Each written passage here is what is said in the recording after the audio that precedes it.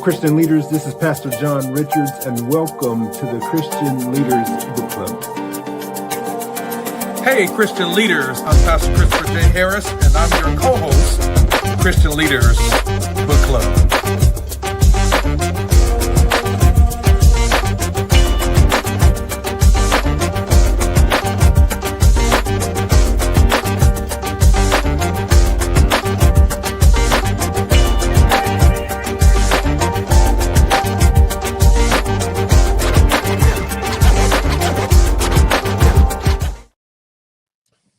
Happy December, everybody. Merry Christmas. Merry Christmas, Happy New folks. Year. Happy Kwanzaa. And if none of that fits you, maybe this does. Merry Christmas. Oh, not the Christmas without the T and Merry the S. Merry Christmas. I love it, man.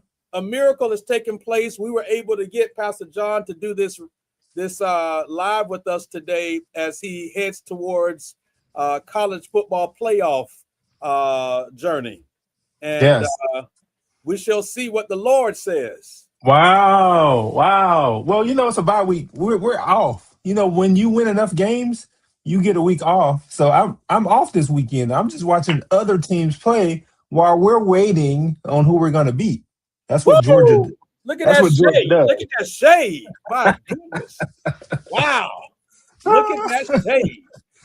Man, congratulations to you and your team.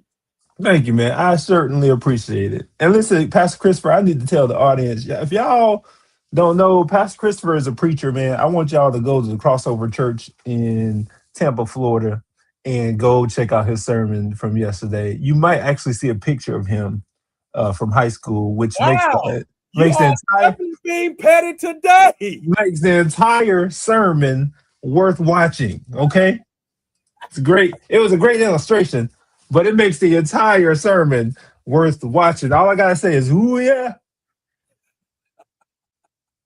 Jodeci." Well, listen to me. Listen, y'all. So I'm in a meeting yesterday. Very serious meeting yesterday. I get this random text from Pastor John.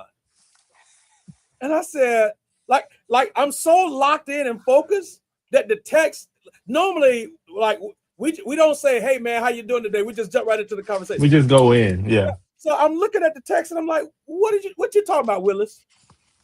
And then when he explained, "Oh yeah, man, I just finished listening to your sermon," I'm like, oh, he being shady. I got it. Hey, Maurice over on my stream said that dude is the truth. So he's talking about you, man. Well, I appreciate that, man. Yeah, I'm not sure if you see in my comments, but that's yeah. I for see sure. it there. Yeah. No, I appreciate that. Yeah, man. I actually had fun preaching that message, man. I had fun. As a preacher, I think some people don't realize this, Pastor John. We're gonna get to the book club in just a second, but I think some people don't realize there are some sermons that you labor over because you want to make sure that you are preaching them in an integrous fashion that is doctrinally sound, that you're conveying the ideas that you want to convey. Right. But then there's some sermons, it's so straightforward, you can just have fun. Yeah. And man, I had fun with that one. I had fun preaching that one Sunday. That's what Luke 2 is, man. And then you did a good job of like a common passage, making it meet people where they are. So good work, man. Go ahead. No, go ahead. Yeah, I thought that introduction and everything was really good for that message, man. I was like, man, that's a good way to intro this thing. So kudos to you. Make sure y'all go over to Crossover Church and listen to a sermon from yesterday. I don't really randomly go watch sermons, but I saw a clip.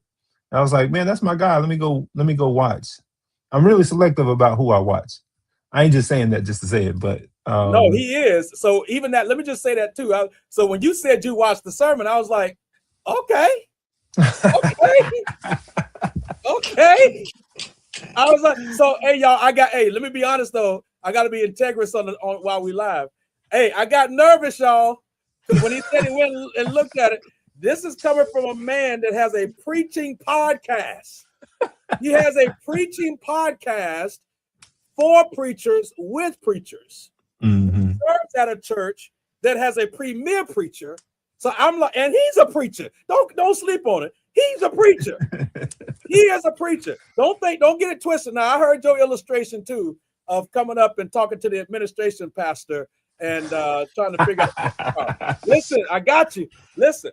So I was nervous. So I said, hey man, we brothers, but if you got any feedback, holler at your boy. No, man, that's just good talking to each other about sermons. You know, a lot of people be very protective about their messages, but you know, even just hearing that from you just goes to show you a long way that you go to.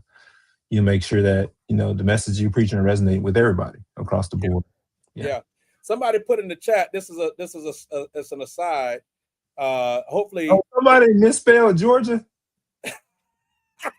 Lou Becker 87684. You misspelled Georgia. It's Georgia.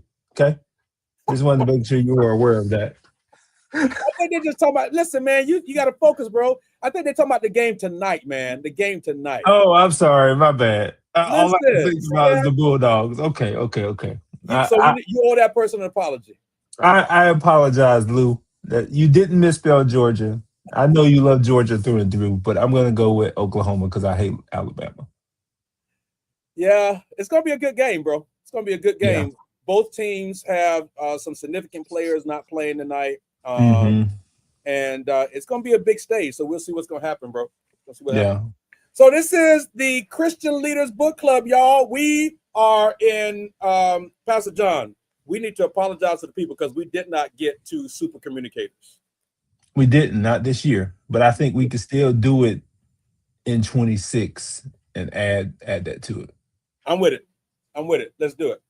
So, y'all, we are finishing this year up with a book that, quite frankly, earlier this year, we were going to not do it. We were going to do a call of audible and change the book up in the middle of the year and do something different. And we said, you know, we're going to stay with it. We're going to stay with the book. We're going to stick with the original plan. And that's what we're doing. We have some challenges with the current platform of the author. Yeah. And we're going to switch some things up. But I think we're going to make space to talk about that today. Pastor John, what you think? I think so. You know, when you called me about it, I gave it a little bit of thought, but then as we processed it, we said, man, this is an opportunity to practice what we preach. Yeah. And what we've been saying as part of this book club is there are going to be times where you come across content when you're reading that you not necessarily agree with or espouse everybody's views, specifically political, cultural, whatever it may be. But you still have to read their material in order to better understand where they're coming from or better understand their position on other items. And so that's what we're doing with this particular book, Pastor Christopher, and we decided to go ahead and read it. But let's be honest, we probably should have not read it.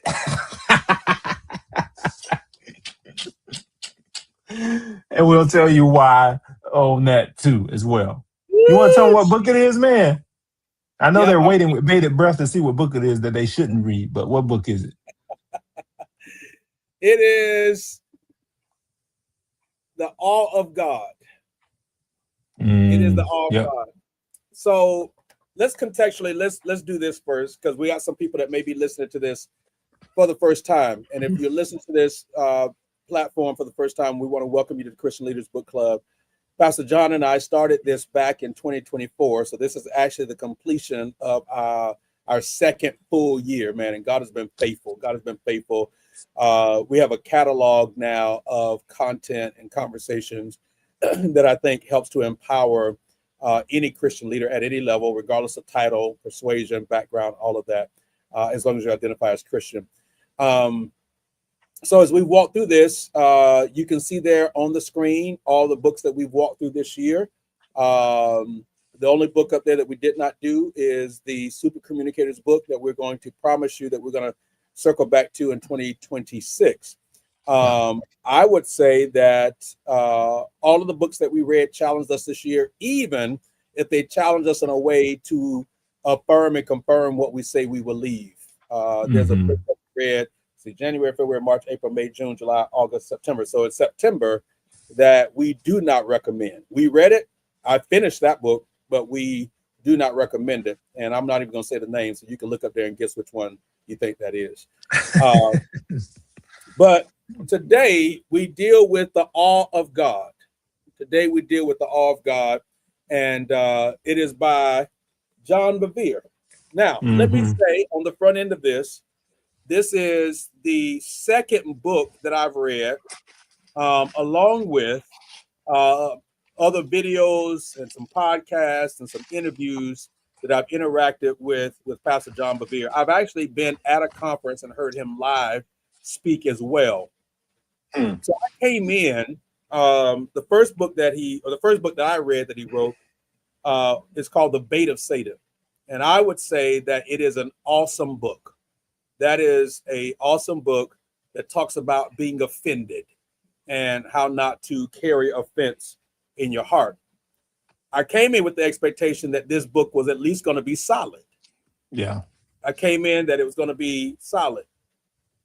I did not finish the book. Mm. I That was makes two of us. You didn't finish either. No. And listen, here's the crazy part for you who are listening. If y'all know anything about me and Pastor Christopher, like we're very structured, organized. We're A to Z on most of everything. Like if we start something, you better believe we're gonna finish it. If we're gonna tell you we want to do something, we're gonna make it happen, right? That's just how we're wired. But we have a different perspective when it comes to reading our books, and we're going to tell you all about that. But both of us, to say that both of us did not finish reading it without even talking to each other, because I was going to be real,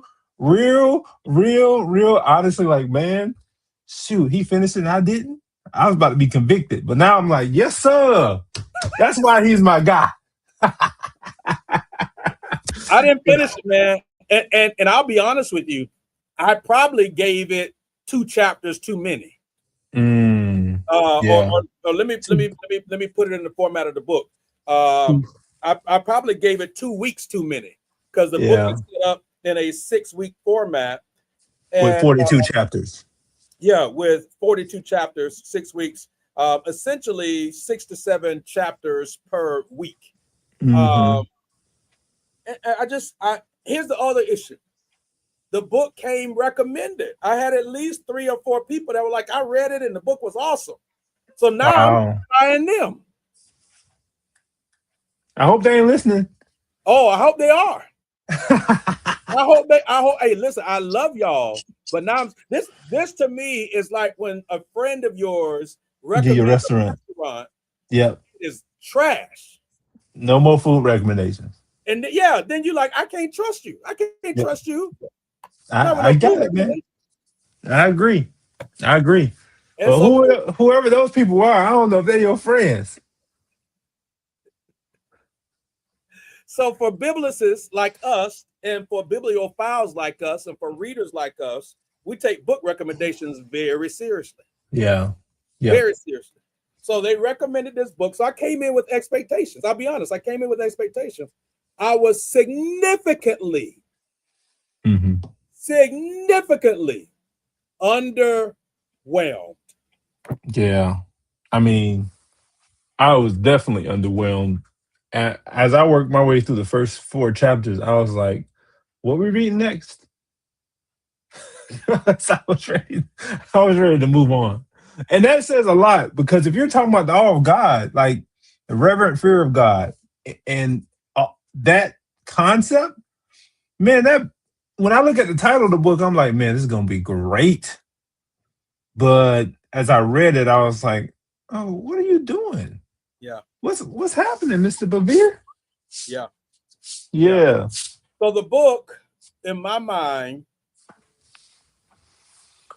is a collection without added substance Mm, of his sermon transcripts. that is probably a good assessment. Yeah, of what it is. Yeah. I mean, it's probably like a pared downs transcript, but yeah, that that's it. Gatewood, what's up, man? One of my guys, man, one of my favorite leaders in the Chicago area. yeah. Yeah, We'll check. we're definitely gonna have 26. And we already have a list for 26 Yeah, ready to roll. So we're excited about that. we didn't create the graphic yet, but we'll give y'all a sneak peek today of the books that are on there, so that y'all Okay. know. But it's interesting, Pastor John. When I got my book, when I got my physical copy, this was actually an advanced reader copy, right? Mm, And one of the questions that we ask each month on the books that we read is, man, who is the target audience, right? yeah. Did you know on the advanced reader copy they actually tell you who the target audience is on the back? I didn't know that. No. I didn't either. So the What does it advanced say? Christians seeking solid biblical teaching from a trusted voice. Hmm. Wait, what?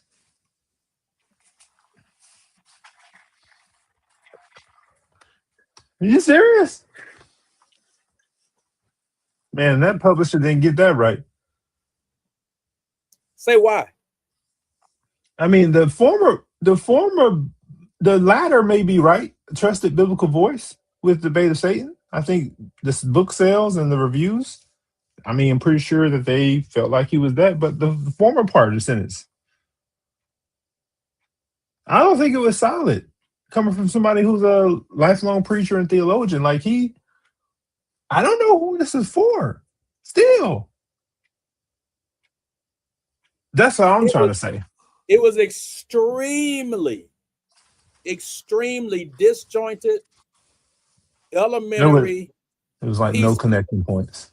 There were no connecting points.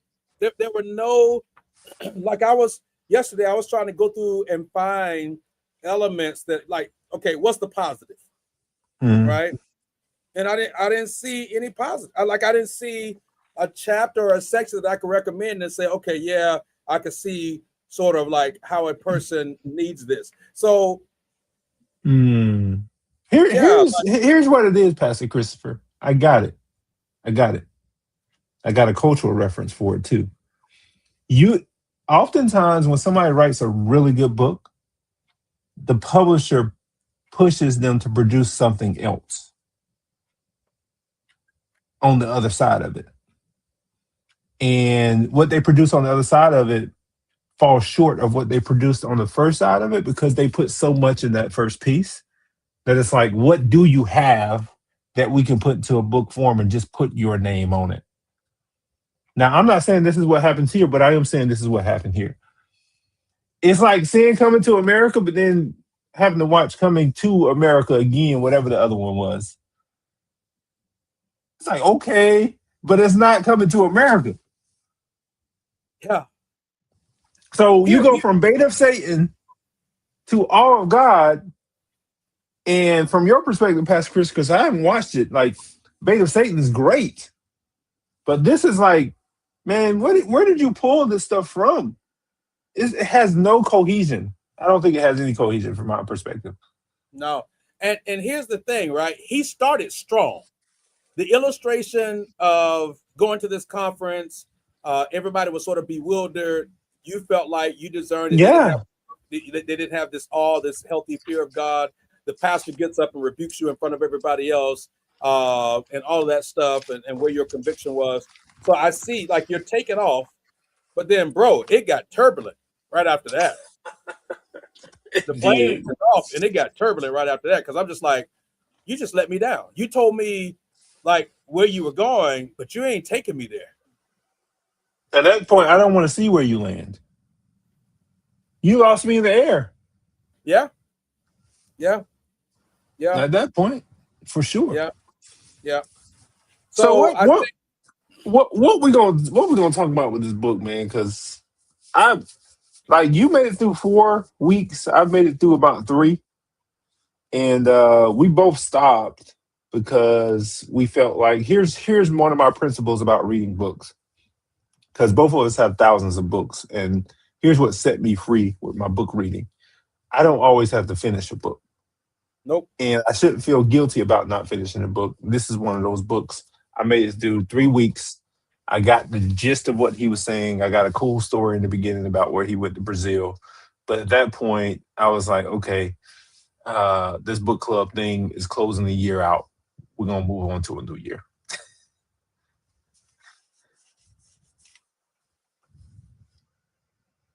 So let me ask you this.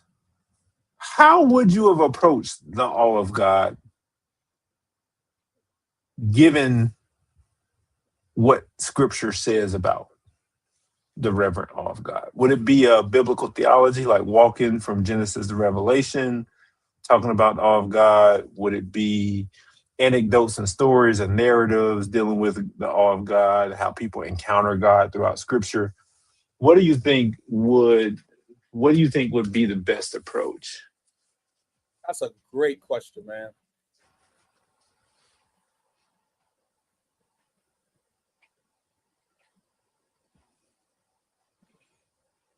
I think I would have started in creation. Yeah. Yep. To I talk think so about the too. bigness of God. Yeah. Right? Yep. Like when you think about the awe of God, what is awe? Awe means to be astounded at something's awesomeness. Yeah. Right? Yeah. Man, if he would have painted a picture of the bigness of God, mm-hmm. that let's start with science and to explore the creation. Yeah. Yeah. In the beginning, God created. You can't create nothing if you ain't bigger than it. Come on, man. I just preach myself happy, right? You can't listen. If I create a cake, I'm bigger than the cake. Mm. Here's the problem. This man footnoted what he should have featured. Woo! He talked about the granules of sand on the beach. That should have been a feature, not a footnote. That's a Pastor John tweetable for the book club, y'all. Don't footnote what you need to feature. Somebody tweet that. Good gracious. Sir. Man, listen to me. Know what you need to feature. Gee whiz. Hold on, man. I got my journal right here. Let me write that down. My God. Stupid, Don't man. footnote. You think I'm joking? Don't footnote what you need to feature. Wow. This is in real time, y'all. Don't footnote what you need to feature. That made me mad, man, because I was like, man, talk about the sand. Like I want to know about how that goes into the awe and reverent fear of God. Like, what? Yeah. Y'all blessed me to say y'all stopped. I always feel guilty. Yes. Don't feel guilty for stopping, man. Just man. Don't. Yeah. So yeah, maybe so I would have started with how big God is, right? And I think there was an opportunity to talk about, you talk about the bigness of God. You could have included some specific biblical references about where people encounter this bigness. Like think about the power of God, that you cause the sun to stand still while your children are fighting a fight. That's the awe of God, man. Yeah. Right. Yeah. Yep. That the Bible says that the nation of Israel walked over on dry land, not mud. Not shoes mud. didn't wear out. Listen. Yeah. Yeah. Yeah. Right. Yeah. That there was a pillar of cloud by day, a pillar of fire by night. That you would send a big water animal to swallow a man who's in disobedience. Those things. That you have a dialogue with Job, who is in the middle of an existential crisis in life. And you ask Job, where were you when I put the boundaries of creation in place? Where were you when I took my hand and scooped out the mountains. Job 38, by the way. Where were you, Job, when I told the water that's enough? Mm. Where were you when I put the weight in the clouds? This is what God asked Job. Right. I would have spent the whole first section of the book maybe dealing with that. He didn't spend enough time on it, bro. Like I had 2 sentences about Elijah and his servant. Bro, are you serious? That text right there, that passage right there shows you the reverent fear, the awe of God. That the servant's eyes had to be open in order to see that there are more for us, more on our side than theirs. Like he did that in 2 sentences. Yeah. That tells me you don't have all of what is written in the text. Then now you want to just go to anecdotes. Yeah. I don't know who it is for. Because if the intended audience says renowned biblical scholar give biblical content and text, I'm like, yeah, I see the references, but I don't see the walking through of the awe of God from beginning to end. I'm right there with you, man. I would have started in Genesis and like walk through it. Like obviously there are going to be stories in between, but I'm like, bro, what is this? Yeah. I didn't know where he started. I didn't know where he was ending. Yeah. Yeah. And then sharing the story of redemption Mm-hmm. causes us to fall in love with God all over again. It causes me to see God as awesome. Yeah. Yep. Like Yep. inclusive of the entire meta narrative of God fighting for us to be back in relationship with him. And at that point, now you talk about, and this is why we should have a healthy fear of God. By the way, a chapter on unhealthy fear of God. What does that look like? Right? Where is that? Where is that? Yeah. Where is it? Because people need to know what's not a healthy fear of God in order for them to move into a healthy fear of God. Yeah. And it can't just be he showed up at a place and folks were folding their arms and talking. Like that's one story anecdote, but talk about somebody in their living room or someone come home for somebody and say, here's what an unhealthy fear of God looks like in your personal life, devotionally, etc. None of it. What do you want me to do? That's my question. So yeah, man, it was a frustrating read because you see things that could happen, and it goes back to you can't let publishers push you to publish something that is not going to impact the intended audience. Yeah. You can't. Yeah. And it may have sold well because people were expecting Bait of Satan 2. I'm serious, man. When you have a hitter like that, yeah, folks are going to buy the second thing, expecting the first thing. Yeah, I mean, I think there's some books in between Bait of Satan and the Awe of God. But to your point, he had others. Yeah. Oh. Yeah. Okay. Yeah. Let's talk about this though, because our time is getting away from us. So, if you want to get the book, y'all can get the book. We're just saying to you, we were not fulfilled in reading it. That it was a cold side of French fries. That it was an overpriced appetizer. That it was a flat soda. My goodness. That's what we're telling you. All those things. All those things. There's nothing worse than all those things. Oh man, imagine getting all that in one trip to a restaurant. Yeah, imagine getting all that at the same time. It's bad. That's what this is.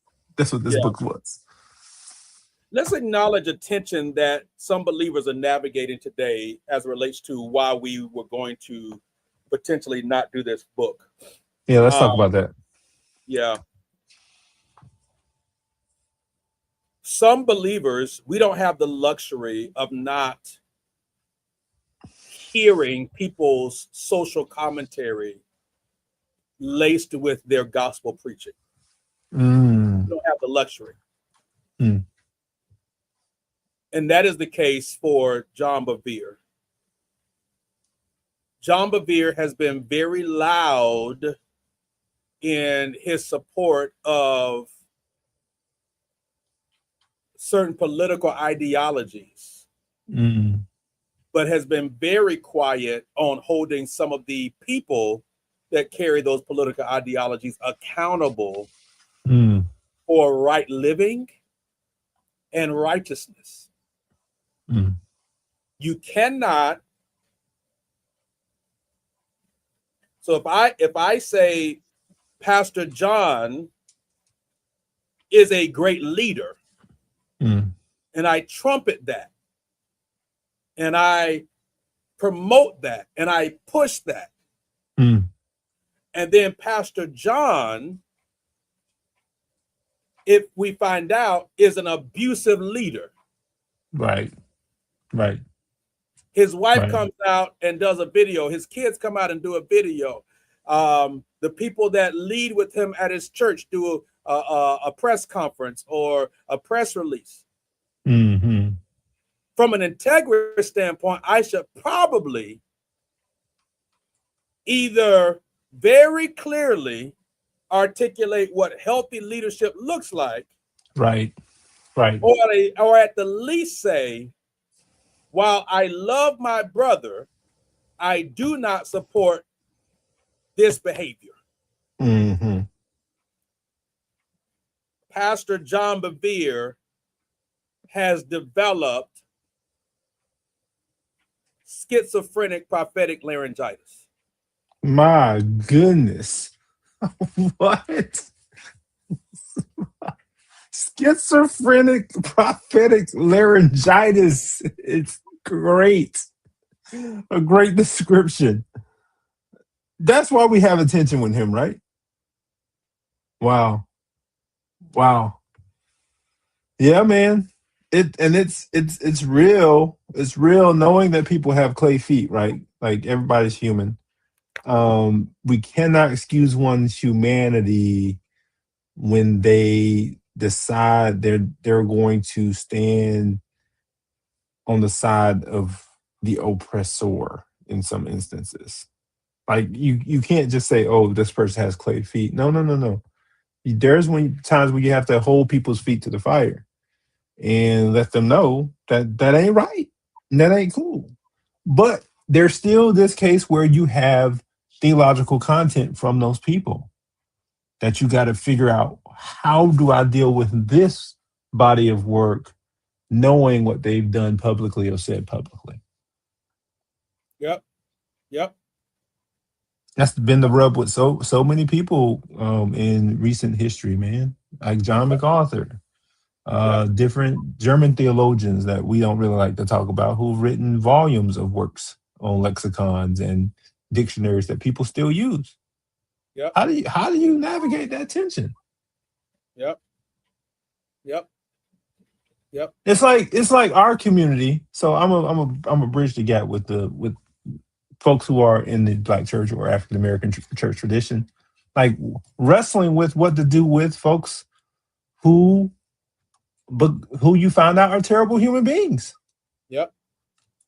Like you listen to their music growing up, and you're like, man, can I listen to the song still? Can I like watch the movie still? Like those are things that's like this tension, man. That's just it's real. I remember um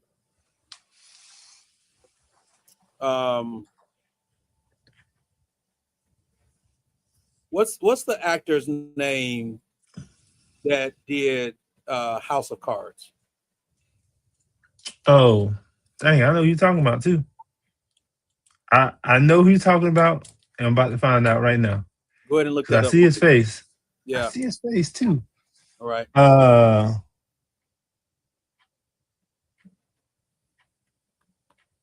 I know the lady's name is Robin.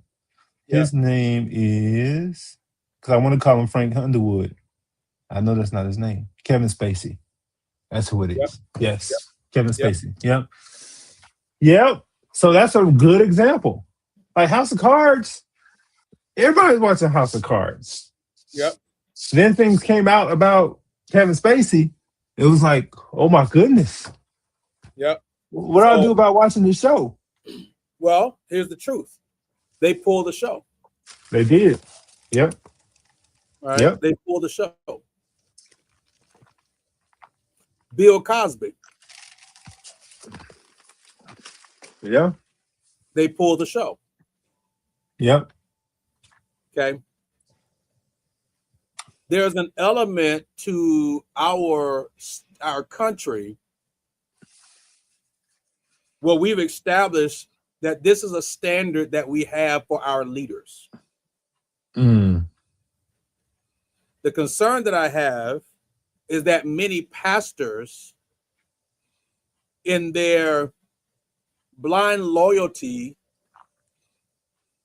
to what's happening politically and socially, their silence is in essence saying we're okay with that no longer being a standard. And John Bevere is a part of that group of people who are saying that we are now okay with that no longer being a standard. We are okay with lying. We're okay with mistreatment of people, not politics, but just the mistreatment of people. We're okay with there being a lack of decorum. We're okay with chaos. We're okay with mean-spiritedness, et cetera, et cetera, et cetera, et cetera. And it's one thing if you advocate that civilly and socially. It's another thing when you use your religious and spiritual influence to advocate that, because now for many people you are sending a message that God is on the side of that no standard. That's right. It's crazy now that you mentioned it, that it extended to Hollywood but not to DC. Like that moral principle police, all of them would say, yeah, pull the show. Yeah, nobody should be watching Cosby stuff anymore, right? But now we talk about 1600 Pennsylvania Avenue is different. Which is real life. For the leader of the free world. Like, yeah, you're going from fiction to real life now. And so House the standard House of Cards is fiction. Right. Like Underwood is a fictional senator / president. Now we're talking about the real deal. And the standard is different. I think that's what makes people so frustrated, man. Like that just tell me the whole, and I hate to use the word House of Cards, but the whole House of Cards for the moral majority just came tumbling down, bro. Like for real. Like you're no longer the moral majority. That was part of the name. Yeah. Now let's throw morality out the door. That's crazy, bro. Yeah. But we still decided to read the book. Grace. Yes. We still said, you know what? We're still going to read this book despite the fact that we don't agree with our brother in Christ on these issues that we feel are major issues, not minor issues. Pastor John Bevere, if you're watching this, so if someone from your staff is watching this, we'd love to be on your podcast. We'd love to have a conversation with you, not just about the awe of God, but are you okay with the awe of God hitting 1600 Pennsylvania Avenue? Are you okay with the awe of God hitting every cabinet member, every senator, every representative, especially those who in some way, shape, or form have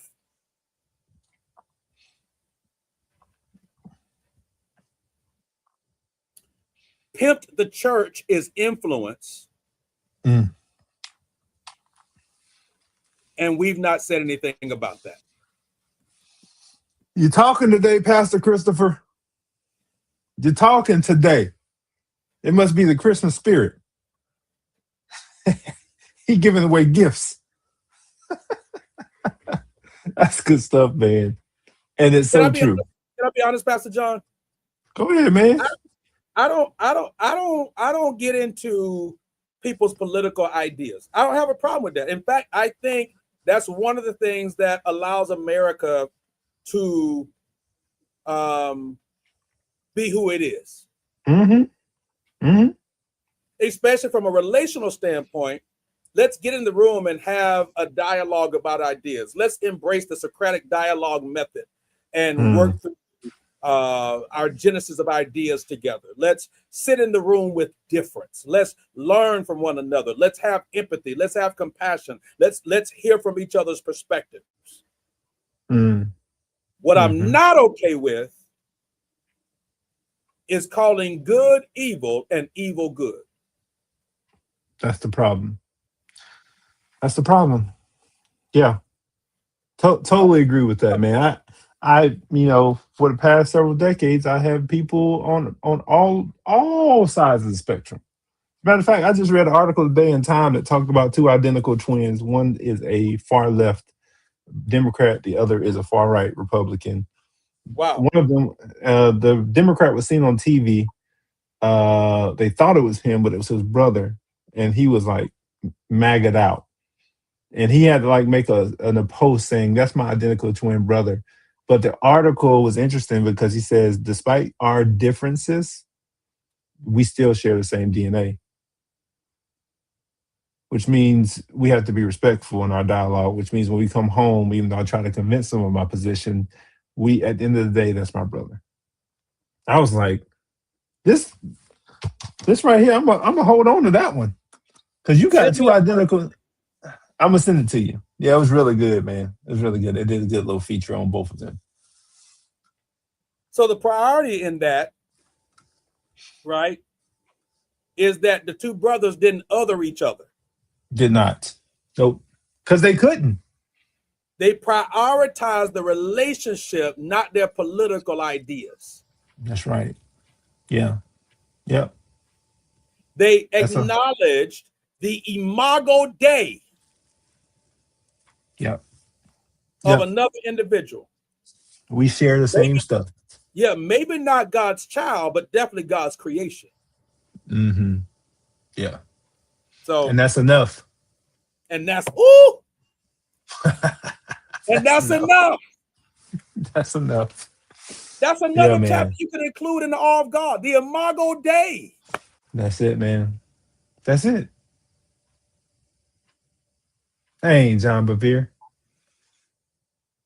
It's all right, man. We read it. We read some of it. We we closed out the book club with a book we did not like, which is, I mean, that's fine. It's like the end of the Avenger movie with Thanos. You think Thanos wins, but the good news is we got a whole nother year. We got another movie coming out, and that's in 26, and we got a whole nother 12 books. And I think these 12 books are going to be Rockstar winners for sure. We had a good planning session last go round. So I think this is a good opportunity, Pastor Christopher. Yep. I tried to do one of those pastor transition sentences. You heard me? You just did. All right. So so this is a good opportunity for us to talk about 2026 and the book club. Listen, I'm just gonna rattle them off. We ain't got no picture to show y'all. No. January, the Let Them Theory. February, Marriage Be Hard. March, Simply Jesus. April, Love Does. May, Ego is the Enemy. June, Juneteenth. July, The Religion of American Greatness. Ooh boy. It's gonna be good. In July. Yep. August, we're doing The Common Rule. September, What Has Justice to Do with Righteousness? I'm excited about that one. October, Think Again. November, Surrounded by Idiots. And December, No Cure for Being Human. So we got some Kev on stage. We got some Charlie Dates. We got some Mel Robbins, best-selling author. We got some Adam Grant, Paul Miller, NT Wright. I mean, we hit the spectrum, man, on all things. I think that's a good list, man. So I think folks need to know at least the first couple of books. So Let Them Theory by Mel Robbins is a best-selling book. Robbins, best-selling book. We've heard great things about it. So we want to start the year with that. And then what's February? Marriage Be Hard by Kevin Fredericks, who also known as Kev on Stage, talking about his marriage to Melissa.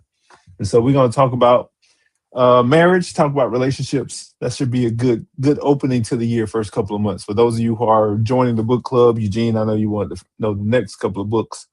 Those are the next ones we have. And then we'll have a graphic for all of them published in a little bit here as well. Yep. If you're watching this, please click the link or whatever platform you're watching this on. We're on Facebook, LinkedIn, YouTube. Click the link to join our email list. In the next couple of days, you will be getting an email with the link to all the books, our dates, all the things there. And it's going to be really, really, really, really good. So we're looking forward to it. Pastor John, any reflections about this year in a minute or two? Overall? Yeah, man. So I think this year we had a pretty good set of books. If I had to say which one was my favorites, one of my favorites was going to be It's Okay to Not Be Okay. I thought that was a really, really, really well done book, man.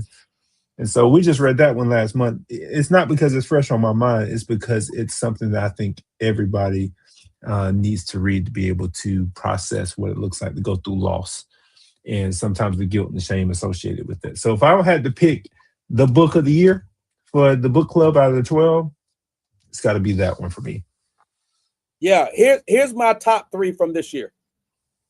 My top 3 from this year, and mind you, I haven't finished reading Super Communicators, but I read chapter 1, and I'm in love with it so far. But I got to finish. But my top 3 for this year is It's Okay That You're Not Okay, Healing Leadership Trauma, and The Soul Winning Church. Yeah. That's good. That's good. That's good. I like it. Man, I thought you were gonna say Up From Nothing. John Hope Bryant don't get no love, huh?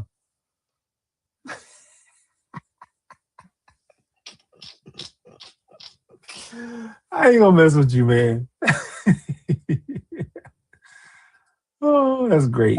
Can't be misquoted. Yeah. So we did 12 books.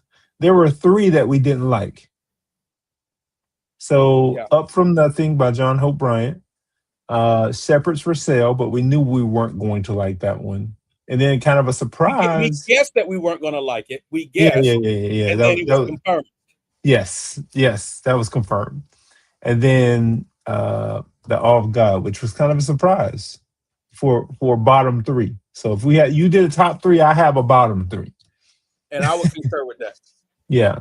And the winner of the bottom 3 is John Hope Bryant. He's the winner because he was in my space when he was talking about Black folks' space. And so let me say this. It's not that we didn't agree with what he was saying, because those other 2 books, we didn't agree with what they were saying. Yeah. Right? Or the structure. We did not agree with the book structure. We didn't agree with there was a lot more opportunity that was available before him that he could have dug into and dealt with that was very elementary.